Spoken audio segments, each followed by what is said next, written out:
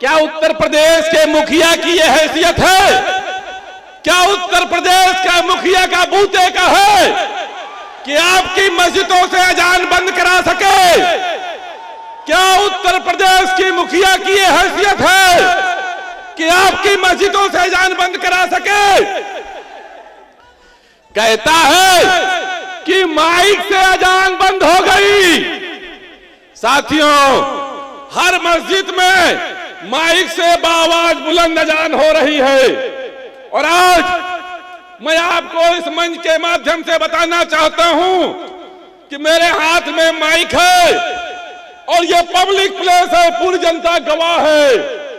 अल्लाहू अकबर, अल्लाहू अकबर, अल्लाहू अकबर। हैसियत में नहीं है सूबे का मुखिया कि अजान की इस आवाज को बंद कर सके। पूरी दुनिया में 250 मुल्क हैं लगभग। उन 250 मुल्कों में हिंदुस्तान एक छोटा सा मुल्क है और हिंदुस्तान में 28 सूबे हैं और उन 28 सूबों में उत्तर प्रदेश एक छोटा सा सूबा है। और उत्तर प्रदेश में आपके वोटों की खैरात के दम पर यह सूबे का मुखिया कुर्सी पर बैठा है और उस कुर्सी पर बैठने की तादाद मात्र 5 साल की है। उस पे यह घमंड है कि हम क्या करेंगे, आवाज बंद कर देंगे अल्लाहू अकबर की। साथियों, दुनिया में पूरब में जापान से लेकर पश्चिम में अमेरिका तक सारे मुल्कों में बाआवाज बुलंद आवाज निकल रही है, अल्लाहू अकबर, अल्लाहू अकबर। और ये पानी का बुलबुला, एक पानी का बुलबुला ये कहता है कि हम उस आवाज को बुझा देंगे। साथियों, मैं ये बताना चाहता हूं कि हिंदुस्तान की तारीख में जब आप तारीख की किताबों को पलटेंगे तो आपको लिखा हुआ मिलेगा कि हिंदुस्तान एक दौर था जब सोने की चिड़िया कही जाती थी ना भाइयों। तारीख के पन्नों में यह बात लिखी है कि हिंदुस्तान में दूध की नदियां बहती थी। लिखी है कि नहीं लिखी है?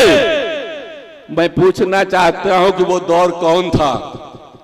वो दौर हिंदुस्तान में कौन था? क्या वो पुष्पमित्र शुंग का दौर था जब इसी हिंदुस्तान में जहां बौद्धों की आबादी 93% हुआ करती थी और पुष्पमित्र शुंग ने यह फरमान जारी किया था कि जो बौद्ध भिक्षुओं का सर काट के लाएगा उसे 1 टका इनाम दिया जाएगा? क्या उस दौर में हिंदुस्तान को सोने की चिड़िया कहा जाता था? नहीं कहा जाता था। कब कहा जाता था? जब हिंदुस्तान में मुगल बरसर इक़्तिदार थे और औरंगजेब रहमतुल्लाह अलैह की दिल्ली में हुकूमत थी। उस समय हिंदुस्तान की जीडीपी 27% थी। मतलब हिंदुस्तान पूरी दुनिया की जो पूंजी थी, जो कैपिटल थी, जो दौलत थी, उसका 27% सिर्फ हिंदुस्तान के पास था। और आपकी उस दौलत की लालच में ब्रिटेन से व्यापारी हिंदुस्तान आया करते थे, फ्रांस से, स्पेन से, पुर्तगाल से, तमाम मुल्कों के व्यापारी हिंदुस्तान आया करते थे सामान की तिजारत का सामान खरीदने। ब्रिटानिया के लोगों ने पूछा गया कि आखिर तुम हमारा सामान तो ले जाना चाहते हो, हमें दोगे क्या? उनके पास देने को कुछ नहीं था। जिस औरंगजेब की आत्मा की बात करते हैं, जब औरंगजेब रहमतुल्लाह अलैह दिल्ली की सल्तनत पर जब गद्दी नशीन थे, हिंदू मजहब के मानने वालों का एक बहुत आराध्य स्थल कैलाश मानसरोवर जो आज चीन के कब्जे में है, उस समय भी चीन के लोगों ने कब्जा कर लिया था। तब औरंगजेब रहमतुल्लाह अलैह ने अपनी फौजें भेजकर हिंदुस्तान में बसने वाले हिंदू भाइयों के मजहबी स्थान कैलाश मानसरोवर को चीन के लोगों से आजाद कराया था। लेकिन आज दिल्ली की सत्ता पर हिंदू हृदय सम्राट विद्यमान है और आज 10 साल हो गए उसको दिल्ली की सत्ता पर बैठे। आज हिंदुस्तान की जीडीपी मात्र 3% है। कितना है भाइयों? 3%। पूरी दुनिया की दौलत का सिर्फ 3% हिस्सा हिंदुस्तान में है और हिंदुस्तान के आला तालीम याफ्ता बच्चे IIM, IIT से पास करके बच्चे ब्रिटेन, कनाडा, फ्रांस और यूरोप में नौकरी की तलाश में जा रहे हैं। इस हिंदू हृदय सम्राट के पास आपको देने के लिए नौकरियां नहीं है। क्या कहता है? राम राज लाएंगे। क्या यही राम राज है? मैं चैलेंज के साथ कहता हूं कि अगर इस हिंदू हृदय सम्राट को 50 साल तक हिंदुस्तान की सत्ता दी जाए तो उसके बाद भी इसकी हैसियत नहीं है कि इस मुल्क की जीडीपी 27% ला सके जो औरंगजेब रहमतुल्लाह अलैह के दौर में हिंदुस्तान में थी। सूबे का मुखिया क्या कहता है? अहंकार में डूबा हुआ सूबे का मुखिया कहता है कि मुसलमानों को पाकिस्तान चले जाना चाहिए। क्यों? हिंदुस्तान तुम्हारी अम्मा दहेज में ले आई थी क्या? जिसको हिंदू राष्ट्र बनाना हो हिंदुस्तान से निकल जाए, नेपाल चला जाए, वह हिंदू राष्ट्र है।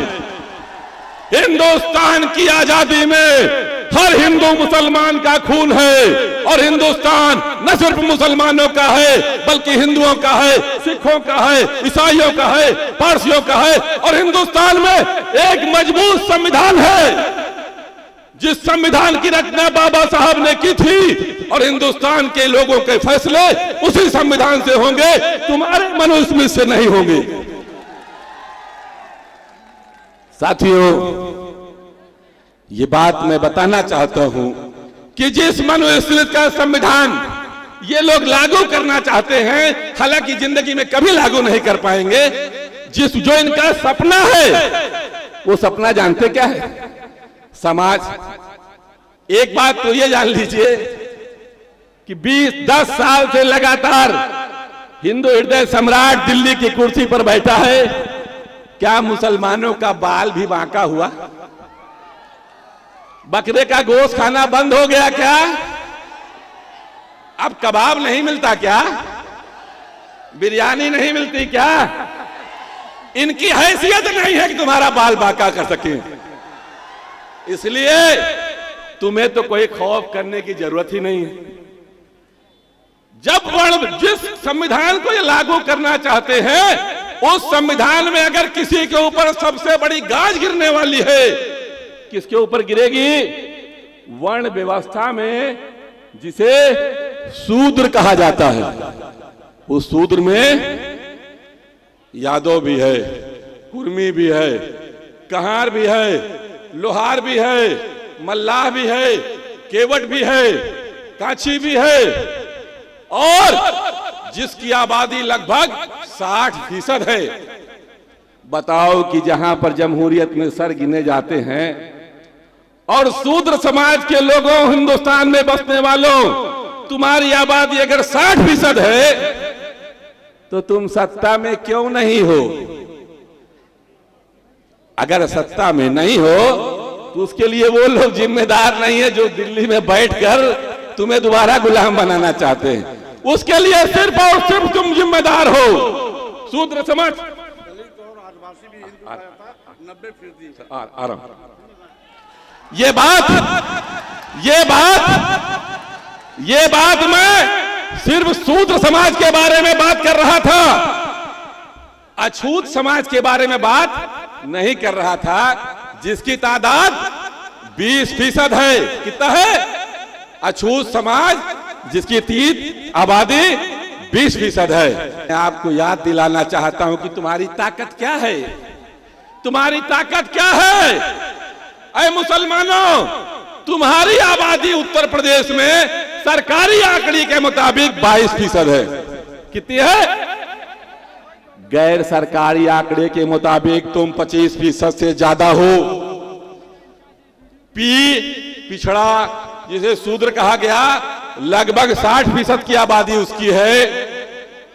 यम मतलब डी मतलब दलित, जिसकी आबादी लगभग 20% के आसपास है, और तुम्हारी आबादी 25%। अगर इसको मिला लिया जाए तो आज से अगर आप इस गठबंधन के साथ हो करके, इस गठबंधन के साथ हो करके वोट दोगे, तो मैं इस मंच के माध्यम से कहना चाहता हूं कि आने वाले 1000 साल तक, कितने दिन तक?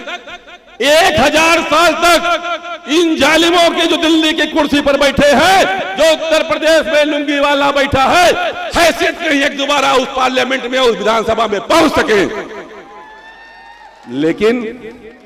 लेकिन अगर पहुंचते हैं तो ये उनकी काबिलियत नहीं है। दलितों, शूद्रों और मुसलमानों, ये तुम्हारा नाकारापन है, तुम्हारा निकम्मापन है, तुम्हारी नाअहली है, तुम्हारी ना समझी है, जिसकी वजह से तुम आज गुलाम बने बैठे हो और वो लोग सत्ता की कुर्सी पर बैठे।